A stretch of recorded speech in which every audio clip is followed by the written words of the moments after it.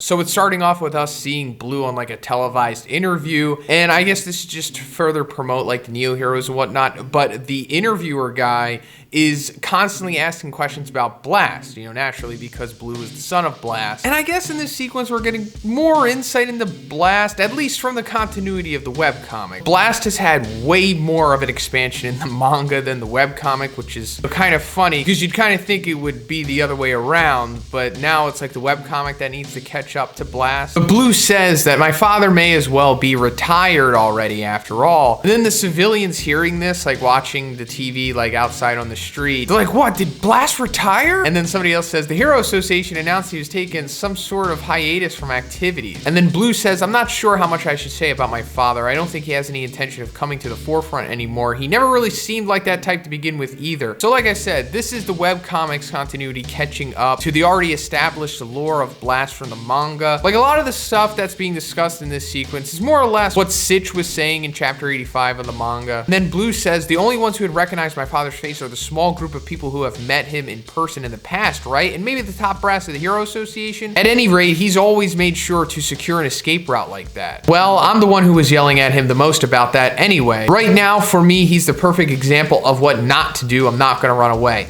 Giving us more insight into Blue's mentality going into becoming like the Neo leader that he is now, and just his overall motivation and trying to become the true leader of all heroes, essentially. But then the interviewer says, about Blast's hiatus, does that mean that it's not because of a top secret mission or that he's sick or has some kind of ailment? And then Blue's like, you should direct any further questions to the Hero Association, though I doubt they'd give you a straight answer. So that's pretty interesting when he says the top secret mission thing, because at this point, at least in the manga's continuity, it seems like that's why Blast is on hiatus, because of the whole Cube God stuff, right? I mean, that certainly could be considered a top secret mission. Now, I'm sure that this whole Cube God storyline will be reintroduced into the manga, and the fact that Blast is being talked about here, and not to mention how he's been talked about for essentially the last 30 chapters or so, I guess Blast is going to show up eventually, and then the whole Cube storyline is going to be reintroduced into the webcomics continuity. And then at the end of the interview, Blue says, take a look at this battle suit. Before long, we plan on having a licensing system set up for public distribution. Soon we'll be in an age where anybody can become a hero. So that's also pretty interesting. I think this is giving us more insight into the overall goal of the organization. They don't only just want the heroes who have already been established to have these battle suits. They just want to give these battle suits to as much of like the general population as they can, so that, they can have more puppets to control for, I guess, ultimate global domination. That's just me speculating. It's not confirmed that this is their ultimate plan yet. But then we cut away from the interview and we see in the streets, there's like a couple B-class heroes fighting these random monsters. And they're not doing too well against them until suddenly the Neo heroes show up and then save them by defeating the monsters. This has kind of been like a recurring thing in this arc so far. But then it's revealed that these monsters had like a leader monster with them, I guess, and he's standing on top of this building.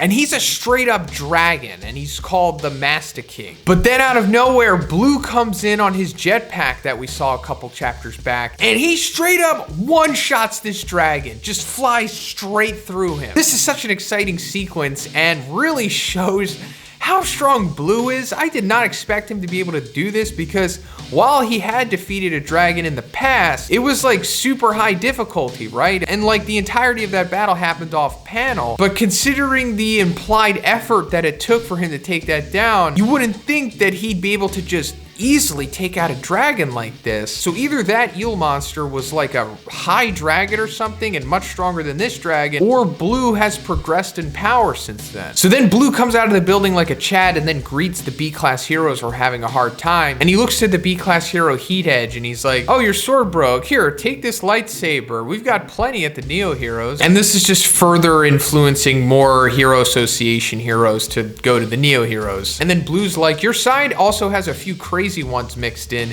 even outside the S-Class, right? Like Satiama. And then out of nowhere, Forte shows up and he's like, yeah, you know Satiama? He's a close pal of mine. And then Blue's like, oh, that's perfect. I have something I want to talk to him about. Can you get me in contact? And it's essentially because he wants to exchange opinions on how to consolidate on-scene command under one entity. This goes back to what I was saying about how Blue essentially wants to become the one above all heroes, kind of like what Blast was supposed to be. But then Forte basically lays out the blueprint of Saitama to Blue. He's like, look, he's super strong, but he just sees being a hero as pretty much a hobby, and he's really no leader, so maybe he's not the best person to be talking about stuff with this. And then Forte goes on to like kind of pick apart Blue and the Neo heroes as a whole, and basically what he's saying here in a very roundabout way is like, hey, I get that you have good intentions, but you're going about things the wrong way. And he's like, if you really want to do what you're trying to accomplish here, then you need to have some kind of attractive quality that would make them think, I can trust this guy with my life. Being like a great friend or someone they can look up to.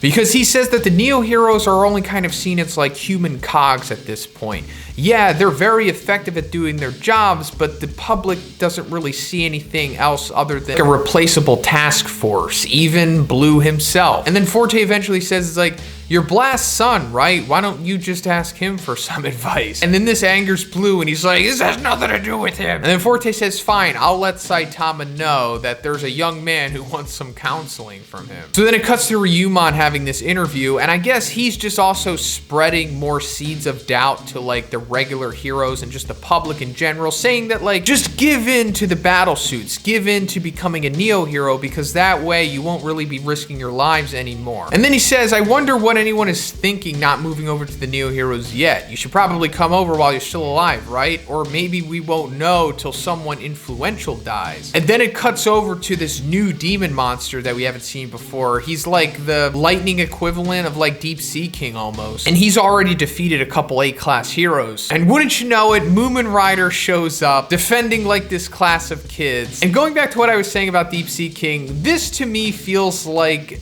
the sequel to Deep Sea King, or at least that one iconic sequence that he had with Mumen Rider. So Mumen Rider, you know, foolishly and psychotically goes after this demon level monster and of course gets crushed as expected. But while this is happening, there's like this monologue playing over this sequence. And it says, Mumen Rider, we have great respect for you. Watching your activities inspired us, your courage. You taught us that you don't need to be some amazing Superman to save lives. What we have now is all because of you. Thank you. And then it goes on a little more and basically saying that like, hey, monsters are getting strong all of the time.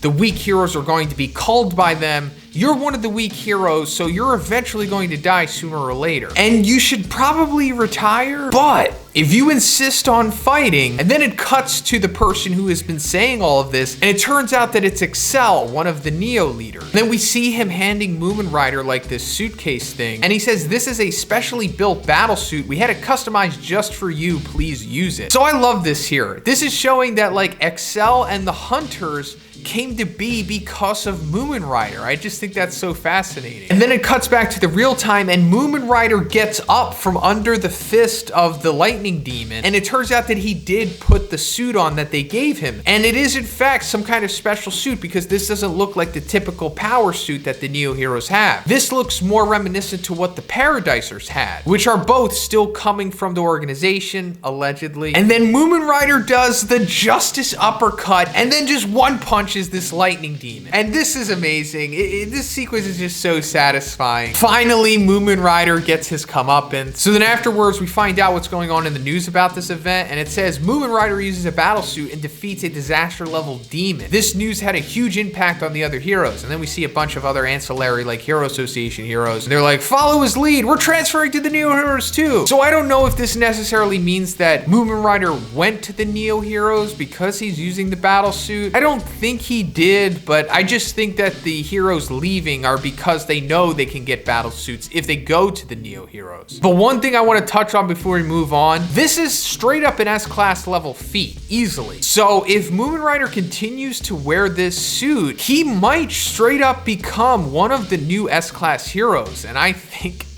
that would be amazing and certainly surprising. So then it cuts back to the Saitama's neighbors gang, Forte, Rodent Toaded, and Butterfly DX. And they're basically saying that like, hey, you know, Neo heroes are pretty impressive. They have great suits. And Forte's like, hey, I even talked to Blue. And he's like, you know, I'd be perfectly fine with going to the Neo heroes and getting a power suit, but we know Saitama now. We know what true strength is. And we don't want to go after this fake power anymore. We just want to become real heroes, you know, with genuine strength the way that Saitama has. And they basically all agree to like, hey, let's just do things our way and aim to be heroes that shine bright. So then after this, it cuts to McCoy, and he like randomly runs into like one of his old colleagues from the Hero Association, and that guy's like, hey, let's catch up, have some drinks, talk about some stuff. And McCoy's like, sorry, too busy, I'll have to be another time. And he's like running away, and he says like, I absolutely can't get involved with anyone from the Hero Association. One accidental slip of the tongue and I'd be finished. Mr. Fuzzy, I have no idea what kind of punishment he'd deal out if I betrayed the Neo Heroes. So I think this sequence here might be setting up that Fuzzy, aka the grandson of Shibawa,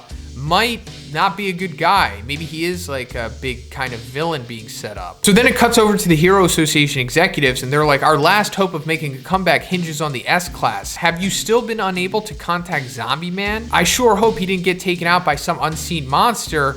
And they're like, I doubt that. Well, no, And then in the last sequence of the chapter, it cuts over to what's going on with Zombieman and Dr. Genus. We've seen previously to this that Dr. Genus is doing some kind of like training with Zombieman in his basement. It's still unclear exactly what they're doing, but we just assume that this is some way making Zombieman more powerful. And Dr. Genus is like, number 66, no, Zombieman, your symptoms have seemed to calm down. I think it's finally time to test your performance in an actual battle. And he's like, here's your opponent, don't get killed too easily. And then Carnage Kabuto steps in. This is amazing, and I guess this is what Dr. Genus had in his basement this whole time. But also, some of you OGs are probably spotting here that this is possibly setting up, you know, the real-time version of the classic sequence for the virtual genocide simulation. You know, from the audiobook story where Zombieman fights Carnage Kabuto in the simulation and, you know, basically defeats him. So we might actually see something like that happen within the actual story. So much to talk about, but let me know what you think about everything in the comments. If you liked the video, guys, please give it a like and please subscribe if you haven't already. Have a great day, and I'll see you in the next one.